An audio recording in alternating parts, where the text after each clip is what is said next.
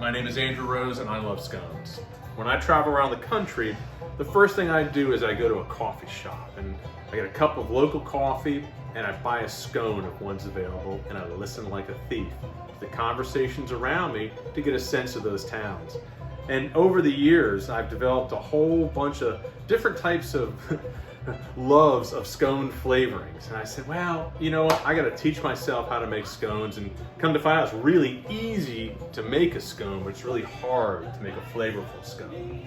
So I've been messing around with ingredients and riffing on ones that I love, and I've come up with a few flavorings that I really adore, and it turns out other people do as well. So I've decided to see, is this real or is it just people trying to prop me up? So I want to do a pop-up shop, and the only way I can do a pop-up shop is with friends like you out there that contribute to this. What I'm going to do tonight here is I'm going to create a scone, and this scone does not have a name yet. So what I was thinking about is the person who donates the most money gets to name this scone.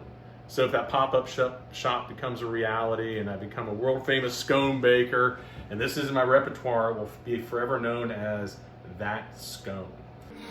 Boy, smell that. That smells so good. I just sense and feel that they're about right. If you look over here at them, you can see they're starting to get a little bit of a hard top on them. They get a little bit more brown. Yeah, and I can see some brown in there around the edges. So we're gonna pull these out. Oh, look at that puppy. I tell you what, man.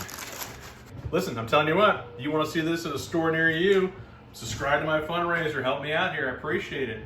Thank you. Not quite sure what's going to happen here. Boom! Woo-hoo! Give them all your money. Give them all your money.